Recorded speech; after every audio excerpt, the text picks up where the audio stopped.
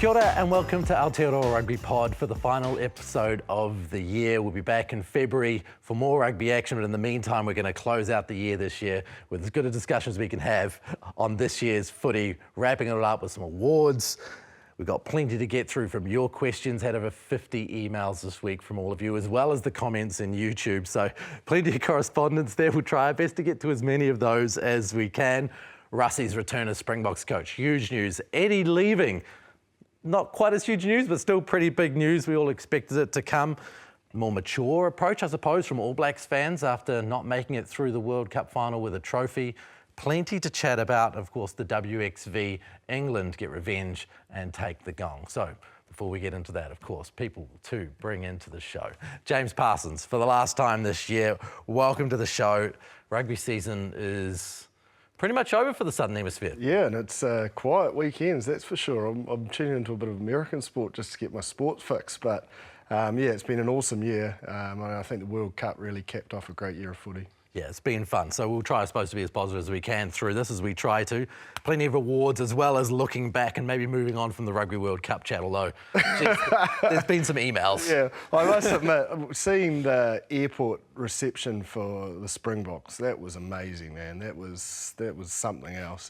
We touched on it last week, but what it means for that country and the way they come out in droves is pretty awesome to see. The All Blacks as well, though. Yeah, you know, I think they felt really good about the fact that people were there and proud. Yeah, and they deserve to be proud. You know, like it's not an easy thing to win a World Cup, let alone that close. So there's a lot of hurt, but you know, I think Sam Cane nailed it. You know, he's been extremely, you know, warm in the sense of the way the public's reacted to this side and him personally. And speaking of a welcome, Bryn Hall joins us. Welcome back from training, Bryn. Is the ramen feeling good after another deathly session in your 14-day training camp? I'll tell you what, it's been a hell of an experience, man. Jipper knows me pretty well, and yeah, seen a few Instagram posts and whatnot, but we've been working very, very hard. So resilience and character is probably the two words that I'd use for this camp, and we've probably used every percent of it going into the last training this afternoon. So looking forward to getting home, though. I just can't get over how hard this must be. Like I said it last week, he is one of the fittest blokes I've ever played with, like the fittest. Probably just behind Mike D'Elia, and oh my gosh, I saw a video. I think you're on a bike or you're doing a plate step, and your face, like you literally look physically dead inside. Yeah, I'll tell you what, Jip, I've probably had a lot of those moments, probably in the last 2 weeks, and I've had in my whole career collectively. So I've had those moments where I just have been in the hurt locker, but I'm still here, obviously, and on the last show of the year. So it's not gonna take me away from the energy that I'm gonna give this. I'm struggling a bit. Well, your teammate, Waka Smith, might not be in the same situation after getting home from the World Cup and having a good time. And the great news for those guys is that Rassie Erasmus is back on board as head coach. Back on board as head coach? Yeah. Has gone back to his proper title, yeah. Whatever you call it, he's back. And wow, that is so cool for them, because when you think of people like Sir Alex Ferguson, Craig Bellamy in the NRL, you know, people throughout the Crusaders dynasty like Scott Robertson, you don't have to move away once you've been successful. You can actually implant yourself for long-term success. Oh, and I just think, man, he loves what he does. Like, and we've spoken at length how he is his own man, and I sort of admire that about him.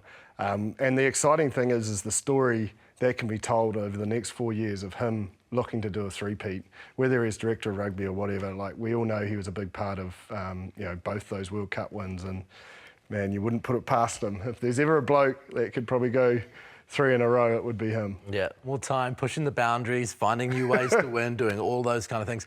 Bryn, what I'm interested in as a person who's gone back to back in your time, how easy is it to continue to push those boundaries, to continue to stay on top, and to continue to be motivated and get out of bed to do it all over again? Looking at my time with the Crusaders with Razor, he always had the mindset around being a step ahead and never been able to be complacent in terms of the way we were going. And so I think when you get into that kind of mindset of being complacent and think it's just going to happen, that's when you start to get into trouble. And that's probably the messages that I got from Razor going from back to back. We always had to be a step ahead. So I can imagine that Rassie will be doing the same. We look at him off the field, the initiative that he used with the red light systems and being able to try and push the laws. And so he's an innovator, and he'll be looking to try and be a step ahead. That I think that Razor has done similar things at the Crusaders.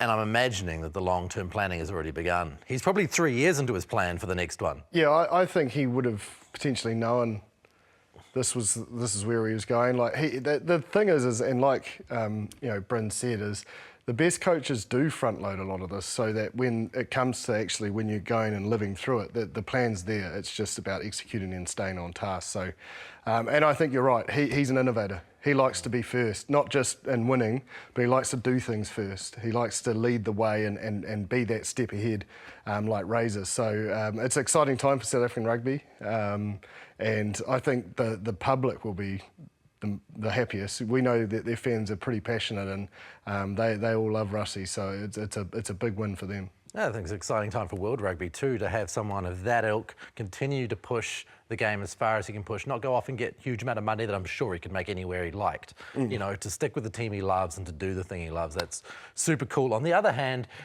Eddie has resigned.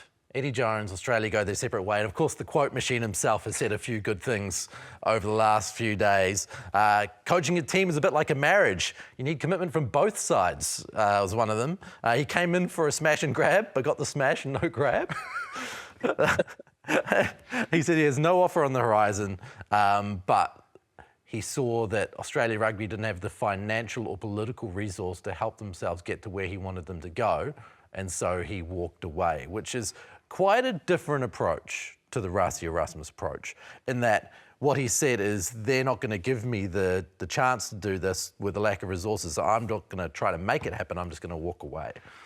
Yeah, I struggle with it a little bit, because wouldn't you do your due diligence before taking the role? And that's not what he was saying pre-World Cup. Like, it looks like a little bit of a dummy spit and hasn't got the results or got things his own way, so he's pulling pin, because you don't get to where he's got to without, as I say, doing the work before accepting the job and understanding what, I suppose, positives and what areas that will be a challenge for him. So, but look, I don't think it's a bad thing for Australian rugby. No, and it's no slight on Eddie. He's got a very strict coaching style, and I'm not sure that it's probably going to be fit for purpose, to use that term, with this next generation coming through that do really like the idea of being part of the decisions and being part of, I suppose, where they want to go to in the journey, and it's about taking them on that journey, not so much, always the stick. A little bit more balance between the stick and the carrot. Yeah, I was wondering where you're going with the stick, like, if you don't get it right. So yeah, Phil Warbrenner, the CEO of Australian Rugby, said, look, he understood where he was coming from. He was relatively happy with the direction of Aussie rugby, despite what he said about the money. They're looking to separate high performance and the community game and work in the direction they want to work. Where do they go from here? I think there's probably one or two directions that they can go. I think, whether they have the infrastructures in and around their coaching resources in Australia, whether it's good enough to the international level. Now, I'm not too sure. I obviously don't do my due diligence around knowing every single department when it comes to the coaching resources in Australia. But you have to think Stephen Larkham, he's been in and around that kind of environment before. And, as a guy that's had success with the Brumbies. And then, there's also another guy that's just finished the World Cup with New Zealand, Ian Foster. I don't know whether he'd want to put himself through that, but, he's a guy that could be able to go and coach Australia if they want to go outside of Australia. But I can't imagine Fozzie wanting to do that. But I'm not too sure the direction they are going to go, because I think with Phil Wars, what else is he supposed to say around putting on a smile? He's got to put a smile on his face and being able to show that Australia, the powers that be, that they're going forward in the right direction. But they're in a bit of turmoil, and it's happened not only just this year for the World Cup being the end result, but the last 20 years, it's been talked around a lot over in Australia around they haven't had it right, and it's kind of come to a head now. So it's really, I think, just stripping it really right down around what's really important for Australia rugby, and then, committing to that process, not just for the next cycle of World Cup, but, future and on with the Wallabies moving forward. You get the sense Phil War is turning a lot more of a focus towards the community. And so you'd have to think, to me, that's a guy that has a mindset of he would want to go internal, and he would want to align himself with a coaching group, because I don't think it's just the head coach, it's actually the coaching group that have probably contributed to Australian rugby. You've got Dan McKellar, you've got Stephen Larkham and a number of other options. And I think those sorts of personalities are so passionate about Australian rugby. They're so passionate about the community game as well. They speak a hell of a lot about it. And, you know, you talk about being a step ahead. Well, Stephen Larkham, the way he played, he was naturally always a step ahead. And I was fortunate to spend a bit of time with him at a Shape of the Game conference with Super Rugby last season. And man, he is a rugby brain, like really impressive guy, articulates his thoughts like, you know, really simple to understand. They are complicated in theory, but he can articulate them in a way that they appear simple. And I think that's just how he played his game. So I think he has to be definitely in the mix, whether he's a head coach or an assistant, I'm not too sure. But he is Australian rugby. You know, for me growing up, like between George Gregan and himself, and I think if you can get that sort of figurehead that, you know, players would have grown up watching, that will listen to. He's got the runs on the board with the Brumbies. It's a no-brainer. He's got a relationship with Phil Waugh. You know, like the most successful business, sport or whatever is there needs to have that connection, you know, between your chairman, your CEO and your head coach, or whoever it is at that level or whatever industry you're in. And if you've got that synergy and connection and clear understanding of where you want to go, so you're not going against each other, it sets everyone else up for success because they've got clarity to just fulfil their role in that journey. Just as importantly, you probably need patience because they're in a pretty bad position right now. Yeah, they've got the talent though. Like, I know this sounds, you know, we had Geordie Barrett, who's one of the All Black greats, say, look, I think they're the dark horse for the World Cup. We were all saying that, you know. I genuinely thought maybe the Eddie factor could get them up until he made his little weird selections. But I think they've got enough talent there. Yes, there has to be patience, but they've shown over the years that they have that game in them. It's just the consistency that they need to look for. And I think there's nothing better when you go on rugby teams, and Bryn, you'll be able to talk to us, and it's probably one of Razor's strengths, is getting players to play for something bigger than themselves and going on this journey that connects you and drives you to get out of bed and be your very best every day. And I love the idea, and I love the way Phil Waugh is really talking about this community game and re-engaging with ex-Wallaby greats and you know, going all the way down to grassroots to sort of grow within and take it up. And I don't think there's anything more empowering than trying to, one, you know, do it for your community and take your country with you. And if I think they can get that right, we know Australians, man, like they have got the ability any day under the sun. But if they can get that mindset and go for something bigger than themselves, I think you get the right people, the results will come because they put a framework around you that allows you to be your best, and, you know, you get that clarity, you know. I agree. I think, you know, with Razor as the example, you know, the theming element, you know, a lot of teams are doing theming around the bigger mindset around to drive your year and not become, you know, it doesn't become mundane, and there's a purpose for every single day when you come into training. But I think also the coaches under that are very, very important. You know, Razor's very good at around the mindset and the culture, but then the assistant coaches are very good at around the things that he's not so strong at when it comes to attention to detail, which is really, really important when it comes into your game plan. Because, you know, when you're put under the most amount of pressure, the amount of time that you're spending the detail within your coaching units, within your strategy meetings, within the players in and around having those chats, you get in the detail, the purpose and the bigger picture around why you're doing this. And if you consistently keep doing that on a day-to-day basis, then you're going to get results in. That's not to say that Australia are going to get it right, but if you start putting pillars in place, like for the example of Razor and that, then you're going to see a better Australian team because they're playing for a bigger reason why for themselves. They've got the detail in and around their coaching because they've got great coaches, and then you're able to pull trigger with those two things there. And they can't leave it to chance. Like when you've got a bigger purpose, you've got to live it every day. That sets them up for success in Test match rugby, because when the pressure comes on, their most rehearsed action or behaviour will come to the floor. So if they live that high standard and expectation, you know, Monday to Friday, every week, every month, leading up into all these Test matches, then, you know, when the pressure comes on and the squeeze comes on in a Test match, that's what's going to rise, not anything else. So you've got to be able to perform under pressure. You have to put the work in that allows you to just be more automated when that pressure actually comes on. So, and just lastly on that, I think, you know, it's all and well having, you know, the coaches that are driving that, but then at the same time, the leadership group with whoever that's going to be for the Australians, you've got to live that, and you've got to be aligned with the coaches. And so, you know, the coaches can give you the greatest messages, they can give you the greatest mindset, but if your leaders aren't driving that and you're not aligned and you're not together on that, then players can feel that and you don't get the whole buy-in, and then you don't get the resource, the ability to be able to then play very well considering that. So, yeah, it's going to be something that's looked upon for the Wallabies moving forward, I reckon.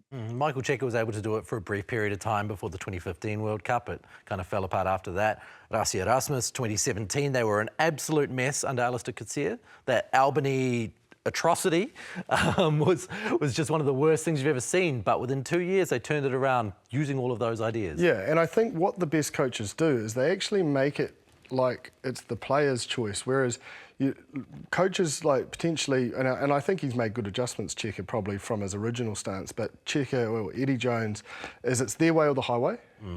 And you don't have that autonomy as a player, and that's why it wears you down, because you're just constantly, getting berated at, and it's not inspiring. It's like, yes, it has a spike at the start because everyone's reacting, everyone wants to keep their spot in the team, but it just wears thin. And the problem is when the pressure comes on, if you're a main leader in an organisation or in a team and you're yelling all week and then you yell at half time, it's just white noise. It's about utilising the other coaches throughout the week so that when the pressure comes on, the big dogs talks, people listen.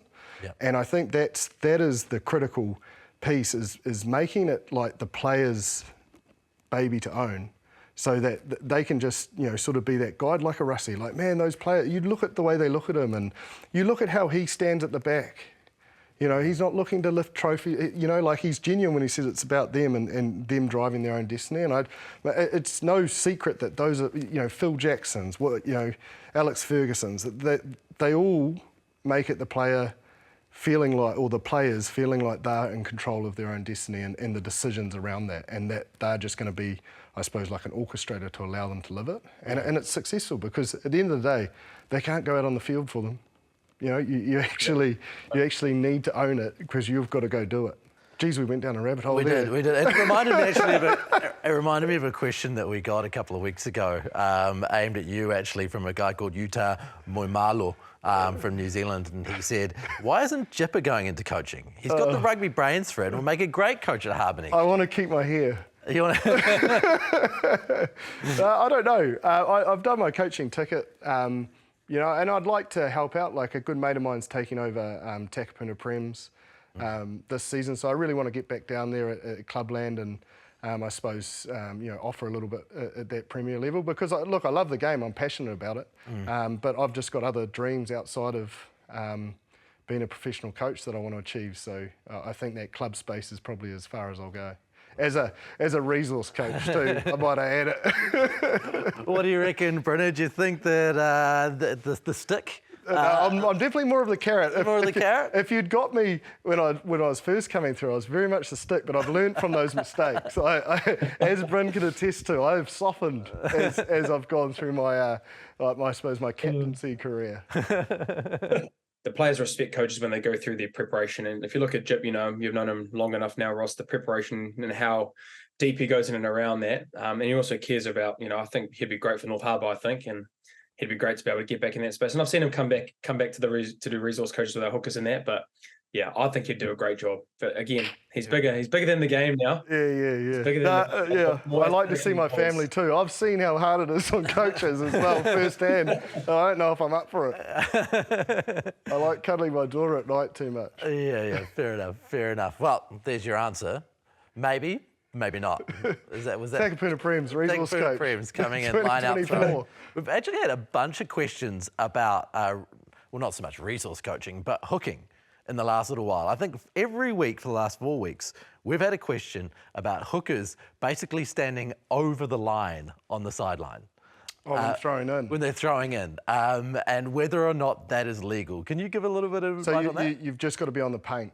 Yeah. You have to be on the paint. So a lot of hookers will put their heels on the paint and their feet will be in the field.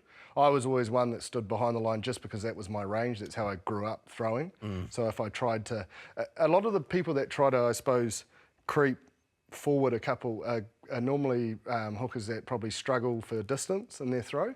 And whereas people that have probably had too many wheat bix, they almost stand a little bit further back to control the distance. So you can normally tell...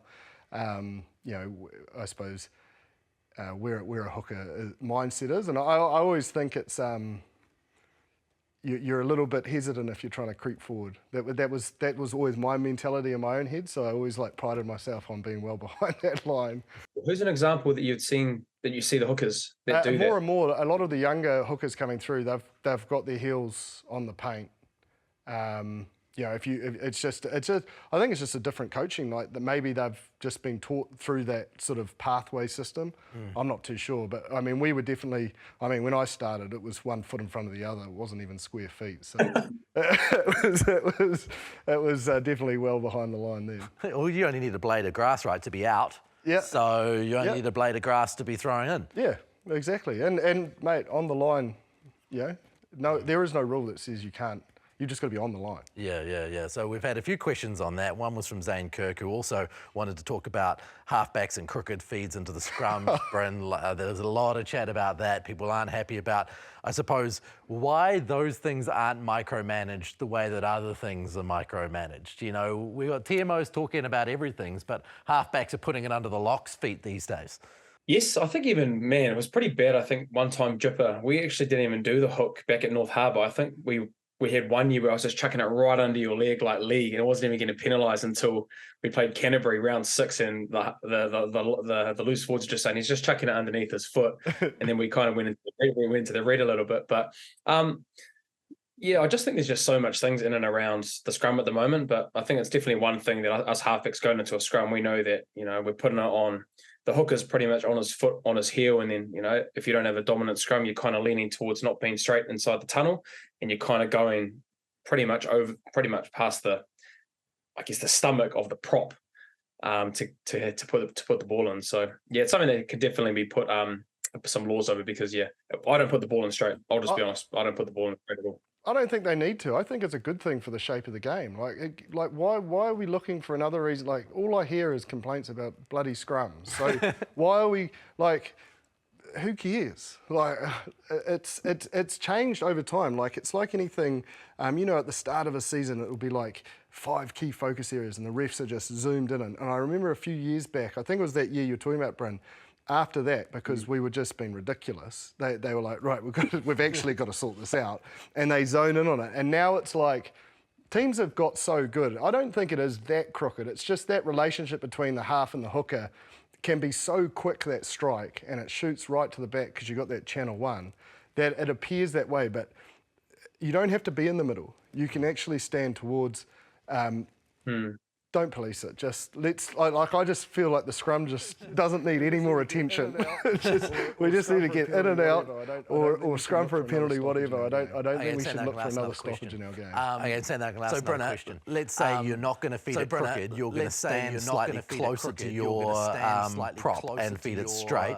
What actually is the rule? What is the guideline? What are the conversations you have with refs during the game and other halfbacks? Because I'm sure they're telling you all about it as well, about the ball going in. The refs might come up to and say, like, look, put the ball in straight. But to be honest, through my career, I don't think I've really had a ref that's come up to me and saying, put the ball in straight, because I think you'd have a look at probably the last 2 to 3 years, it's a channel 1 hook. And so, if you've got a very good relationship with your hooker, you pretty much you're just pretty much rolling the ball in maybe like half a meter and it's back straight away. So it's really hard for the ref to see the ball in the direction that it does go. But the good halfbacks tend to have a really good feel of where the scrum's going. Like, at the Crusaders, we'd tend to have a very good dominant hit, so we'd get the hit going forward. And so sometimes you don't even actually wait for the ball to be hooked. You just put the ball in because you've got the dominance of the scrum, and you walk over the ball, which actually isn't legal. But, the good halfbacks and the good teams would understand that going into games. So I guess the only real difference for me was that I'd kind of, like I said, I'd probably go towards my prop.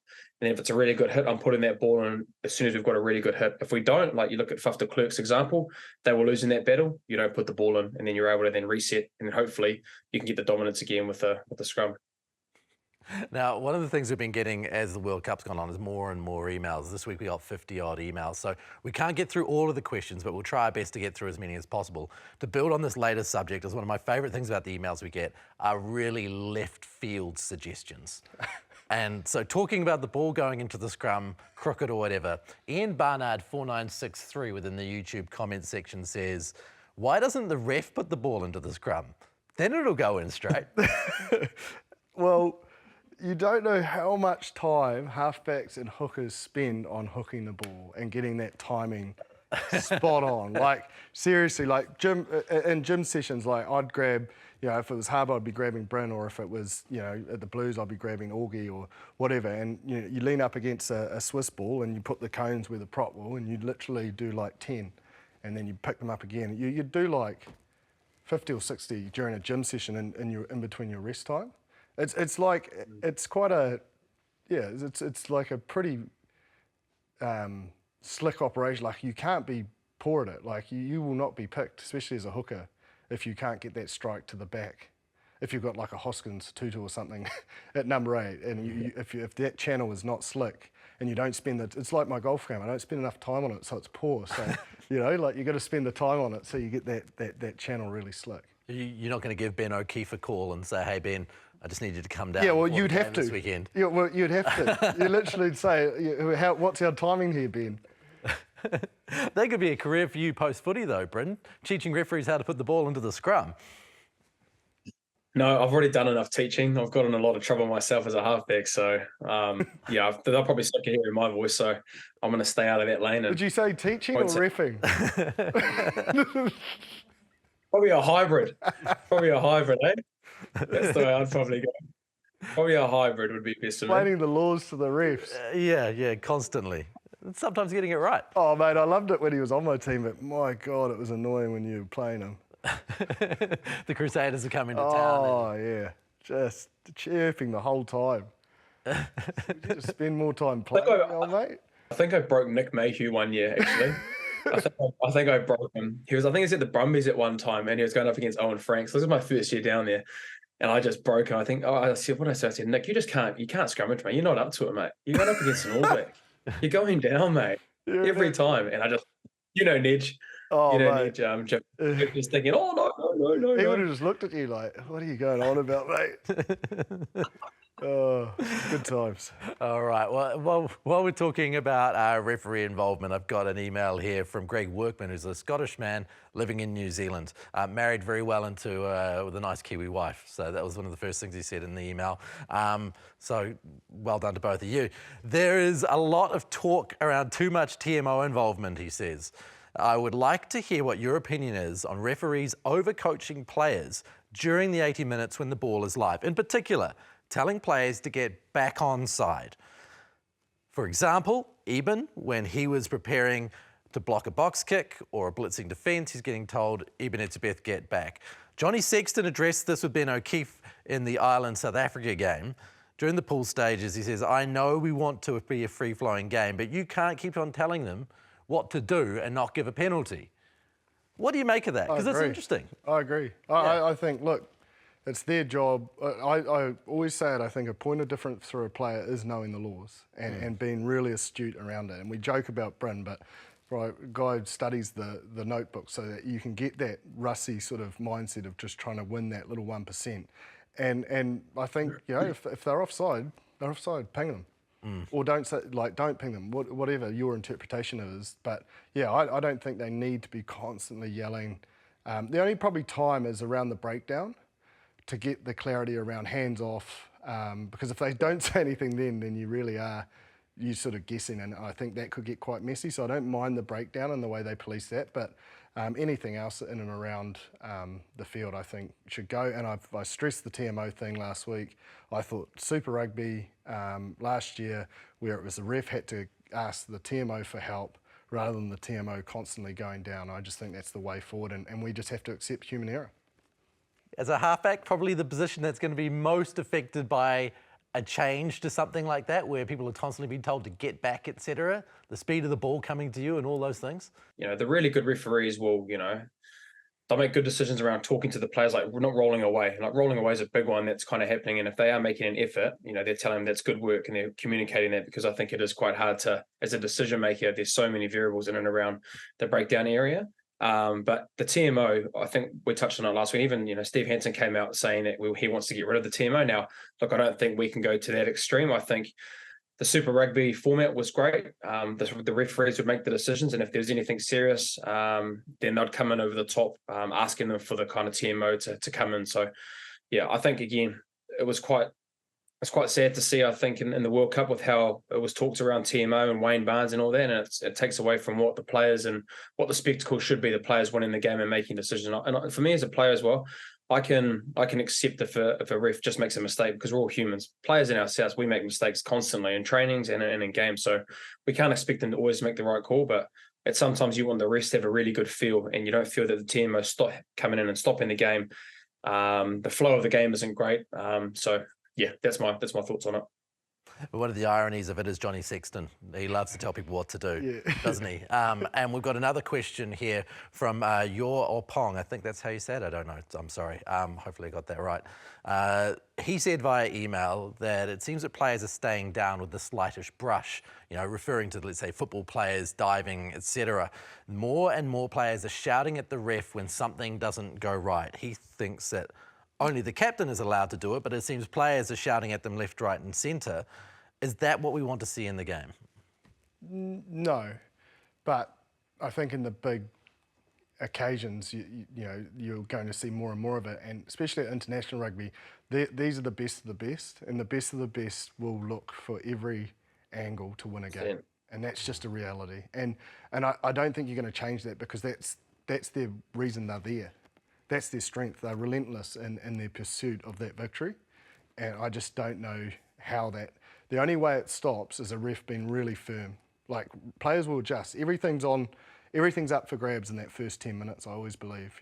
That's when you're feeling the ref out, and they set the tone. Once they've set the tone, then you know sort of where the boundaries are, and if they don't want that, then it has to be done, I think, in the first 5-10 minutes, because if you try to do it by the 40th minute, you're up that creek. On the other side, it is gamesmanship. You know what I mean? Like, you'd be understanding if you're going into that World Cup, right, knowing how the head knocks and how the way that it's being reffed. You'd know. You look at a lot of the games. You know, they were pointing out, you know, hit to the head, and then they'd go down, because obviously knowing that it's going to be a red card offence or a yellow card offence. And I know that's not in the spirit of the game, but you talk around 1%ers, and if you can get a Sam Cane or a Sia Khaleesi off for 10 minutes or a red card, based in and around that, to get the refs to notice that, you know, that comes back to the gamesmanship and being able to try win a test match. But it goes against the spirit of the game. But, you know, players are smart enough, Jip, you know, you'll be able to try and weasel your way in and to try and get a yellow card or a red card or something like that to try and, you know, dictate a game and get it to go your way.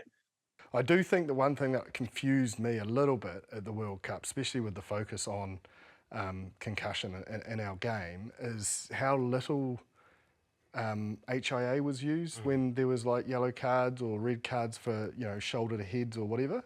So I did find that strange, because you'd think, because there was a time, well, definitely when I was playing, you had to get the balance right of milking, because if you got struck in the head, there was no guarantee that you could come back on. Do you know what I mean? So if you do Hollywood it, and then you go off, and then you don't nail your HIA for whatever reason, that's you done for the game. Like, so I do think that element could sort it out, is like you have to go for an HIA. If there's a penalty or a yellow card, that player must go for an HIA, and then maybe you'd get less Hollywooding, because you wouldn't want to risk, like, if you're a key player and if you're a coach and there's a key player, you're not going to want to, you know, risk getting that wrong, because then they're out for the whole 80. Severus did that one game, and obviously trying to milk it, got put on an HIA, and then got sent off for 10 minutes because, you know, obviously was trying to get the yellow card and the red card, but obviously didn't work out, and then obviously got taken out for the HIA. So yeah, I think the balance in and around it, and like, you can actually go a step deep in and around. If you do get a head knock, if you do it right, you just got to make sure that you don't say that it's your head. If you are going to milk it, you've got to say it's your shoulder, or you've got a little neck. And so that's the kind of gamesmanship that you can do if you're trying to get it away, to try and get the result like that. Of course, the WXV, the inaugural WXV, came to a close on the weekend. England getting revenge, 33-12 over New Zealand for New Zealand's win in the final last year of the Rugby World Cup. The Black Ferns going down by quite a long shot, Jipper. I think that's how we expected England to play, and it was a formidable team doing what they do best. Yeah, it was a set-piece masterclass. You know, not helped, I suppose, with a few penalties that allowed England to get the territory that they had, especially in that first 30 to 35 minutes. You know, Black Ferns sort of came back. They bounced, you know, hit just before half-time and straight after, and you thought they were back into this. But I think the damage had been done in terms of emptying the tank. In that first 30, they were defending a hell of a lot. They were in mauls, the scrums, and they just sort of ran out of legs in the end, and England ran away with it. Why could New Zealand not handle it this year the way that they could handle it last year? Yeah, I'm not sure. They initially did a lot of work quite well at that maul, but they ended up probably overachieving on one side. And when you overachieve on one side in a maul, is you start pushing teams around the corner, and you could see that England were patient. They were really long in the length of their maul, and then once they got round that corner, there was just no stopping it. So I think their system was right, but maybe their entry point of where they were hitting was too heavy on the back end of the line-out, which always pushed England around that front area. And to be fair, I think we did some great D. It was just relentless, and they were eventually always going to get over. And as I say, I think that first 30 to 35 minutes dictated the result of the game, and it was sort of chasing tails from there. It was always going to be a testing year for the Black Ferns, wasn't it? With so many of those stars from the World Cup, the 7 stars in particular, making their way elsewhere. The rebuilding of the depth of that squad and having to learn to go again. Maybe the forward pack was full of quite a few of those players from that team, though. Yeah, and there's still a bit of new blood. Like if you look at Kate Henwood, a loose head prop. A little bit of a change there. She's sort of new into it. Still a little bit of a mixing and matching in the back five as well. So there was obviously some big stars from the Rugby World Cup, but I think new coaching group, understanding different systems and way they want to play and the way they sort of behave in and around that environment. I think they'll be happy with at least being in the contest to win. They won't be happy probably because it's 2 losses, to France and England. But there was something personal about that England performance, wasn't there? Like from the World Cup final. So they certainly were woman possessed and they got the job done. But there's a lot to be positive about going into next season. What happened to France was bizarre, though, wasn't it? Yeah. But that is French rugby, a little bit. They are sort of hot one day and cold the next, and I think I suppose the most impressive thing is for the confidence it will give to someone like the Wallaroos. Like they haven't really been in the contest of the Laurie O'Reilly for a long time, and having that result will now give them the confidence that hopefully they can do it on a more regular basis. And that's the point of WXV in the end, isn't it? For teams like Australia and Canada to have a crack against France, develop that kind of know-how and develop a winning culture against top-level teams. Yeah, and I just think some new players came of age for the Wallaroos, and probably got the belief in themselves, especially their midfield. I thought they were exceptional in that game against France. And if they can get that platform, they've actually got some good, powerful ball carriers up front. It's just been more consistent or probably around the accuracy around their set piece. And they did that this day, but also they won collisions and got the offload game going. So we've seen in the female game, the offload game and probably not being so focused on the kick strategy, it sort of does lead to the success that we've seen. And England can still play that way. Yes, they dominated up front, but man, like a player like Kildun, like that try, she was only just out. Like that was like, she's a freak of a player. I really enjoy watching her play. Yeah, she is absolutely superb. So we look at next year's women's game. We're looking at an extended Opiki. We're looking at the Pac 4, Laurie O'Reilly, and the next WXV tournament.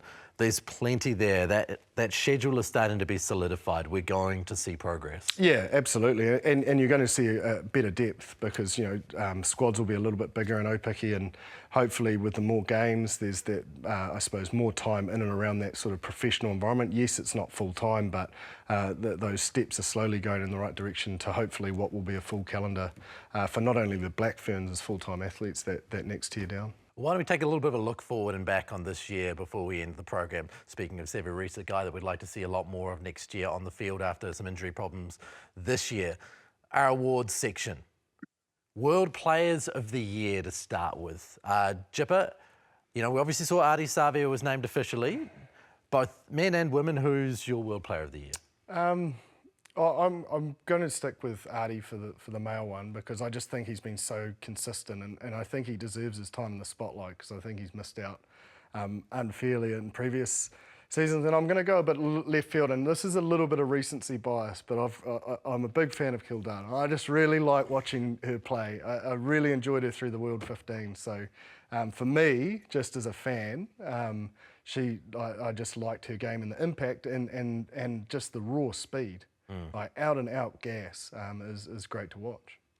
I might a couple. I think we can go past Artie and that, but I think, look, Eben Etzebeth and Bundy Aki were probably the two guys that I thought. And I think if Bundy Aki gets through that quarterfinal stage, I think he's probably the World Player of the Year based around his performance at the Rugby World Cup. And I guess, the transformation that he's had in 12 months, you look at the tour that he came in with New Zealand, wasn't starting, was struggling to get some game time, and then to get where he is right now, you'd arguably have to say he's the best midfielder in the world. And then I think Makali Tu'u for the Women's Player of the Year. Man, watching that game against England, man, Jippy, you talk around contact area, what she does for that Black Ferns team is absolutely immense. And I know that, they obviously didn't get the result, but man, that's one person I thought I was thoroughly impressed, especially against the England game and the series that she's had for the WXV as well.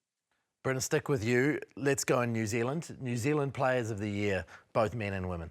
I think Ardie Savea is probably the best player in New Zealand, I think, for a long time, and it's great for him to be able to get the World Rugby, to get that acknowledgement and on the world stage. And then I think for the women, like I said, Liana Makali Tu'u, I thought her performances through the WXV was outstanding, and unfortunately they didn't get the result on the weekend. But for all the things that I just said, I thought she was the best woman in that loose forward trio as well for the Black Ferns. She was definitely one to watch, and really enjoyed watching her play this year. Scott Barrett for me in terms of the whole year.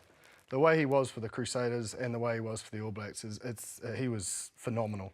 And one of the hardest positions in the game, he must have his week so down packed, but also his recovery, because his availability is testament to all that work he does, because he doesn't seem to get injured. I don't want to jinx him, but like he had a hell of a year. And then I've really enjoyed the development and the performance of Sylvia Brunt in the second five position for the Black Ferns. I think she's been sensational. Even the other night, that cutout ball, her defence, and her combination she's building with Duplessis is really exciting. Okay, what about Emerging Player of the Year in New Zealand? I've gone Taranaki's first five, Josh Jacob.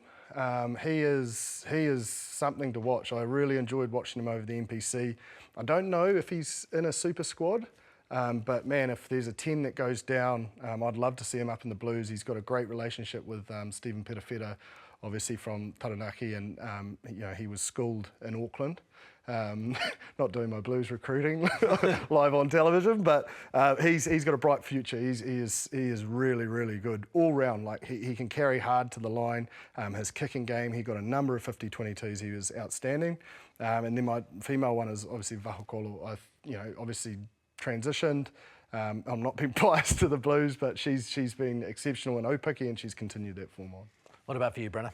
I had George Bell actually as a hooker. I think he's an emerging guy that I think with Dane Cole's leaving, he's a young guy that's going to be able to, I think, has a massive future in terms of the next World Cup cycle. And he's very explosive. Obviously, is very, very young, but I think has a lot of potential in terms of that hooking place. And then I think for the girls, I've got Lucy Jenkins. I know she didn't get a lot of game time, but just going back to Muts too, I think the way that that loose forward trio is for the Black Ferns, and I know there's Kennedy Simons and Makali Tu'u there, but I think she's definitely one to watch in the time that she'll play in Aupiki with Matatu, and then hopefully continue to keep getting more test matches. But I think she's got all the elements of a great loose forward moving forward for the Black Ferns.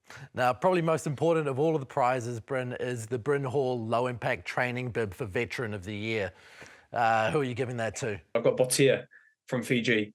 I think with his age and the way that he plays for that Fijian side, and I think with La Rochelle, I know he's obviously at the back end of his career, but man, as a Fijian, you could probably say you could play another 3-4 years with the way that he plays, and especially at La Rochelle and for the Fijians as well. So Botia. I'll go Sam Whitelock. You'll go Sam Whitelock? He just, surely, he's earned the right to just get that bib on and not hit too many rucks or do too much contact during the week. Yeah. This season, so he would be right up there. I think Johnny Sexton might be another one. Mm-hmm. I reckon he could be more an orchestrator. I don't know, how much he would have been. He sort of gives me the opinion of maybe like a quarterback in NFL, like do not touch me at all, and I'd be the sort of idiot in the team that would fly out and touch him. But player to watch in 2024. Josh Jacob. Josh Jacob again. Jacob, yeah. Even if he's not, what about guaranteed Super Rugby players? I reckon he'll be there. Yeah, well, the Blues name their squad next week. Yeah, I don't know if he'll be in, but he'll be replacement player at some point. No, he just, if you get the chance to watch a few of those Taranaki games, man, good player. Position that New Zealand needs some bolters in, Bryn, with the absence of both Richie Mo'unga and then Beauden Barrett's away for most of Super Rugby, right? There is some chance there. Definitely think so. I think it's unlucky for Fergus Burke. I think considering that he had that Achilles injury, he would have been one guy that was looking forward to the opportunity of staking his claim in that Crusaders. But you've obviously got Lee Halfpenny that's coming in. He's obviously not a bolter, but he's someone that is an experience. And then Rivers Reihana, who I think is a great signing for the Chiefs and has played some good rugby with the Northern Taniwha and hasn't had an opportunity a lot of the Chiefs. But with Fergus Burke not being in that spot, you've got him there. And then I think also, you've obviously got Ruben Love. I'm not too sure if they see him as a 10 or a 15, but man, I remember when I played him a couple of years ago when he was at 10, he's got all that natural ability, I believe, to be a world-class 10. But whether he gets the opportunity there with Morgan there, I'm not too sure. But he's definitely another guy that I think could be in and around that 10 positioning moving forward with the younger guys coming through. What do you do with Will Jordan if you got Lee He's Harpenny? fullback. He's fullback. Will Jordan's fullback. So Lee I'm not Harpenny even going to entertain. Harpenny does something else. Yeah, he's got to. He's got to do something else. Yeah, Will Jordan is at the peak of his powers. Lee Halfpenny is a great player, but his glory days have probably passed him. Okay. No, it's true. Like Will Jordan. Please, I just need. He needs to be at 15. Yeah, it's true. It's true. He'll be at 15. He'll be at 15. There's no way he's not going to be. But they always do it at the Crusaders. They always have a player like that. They had Mike Delaney when you were there, Bryn. They always love to grab that sort of experienced player that can be that calm, composed person that can fill a spot if there's a number of injuries. Okay, Brennan. Before we go, bold prediction for 2024. The easy one's for the Crusaders to win another title. But my bold prediction is that Razor is going to go undefeated with the All Blacks next year. I haven't had a chance to bring him up in a while, so I think Super Rugby Player of the Year, Cam Roigard. Cam Roigard. Fair enough. I was actually expecting you to say Blues to win the title. Yeah, well, which is a bold prediction. I have got Blues to do the double, Opiki and Super, but then I was like, it's just a little predictable. I think everyone expects me to think that, so it's not that bold, is it? So yeah, Cam Roigard. Very bold. Very bold with Cam Roigard. Yeah. We're expecting plenty from him next year, especially in All Black jersey. I'm sure there'll be some bolters going into that All Black squad as well. But thank you very much for joining us this year. So before we go, just a couple of things. You've really helped us out.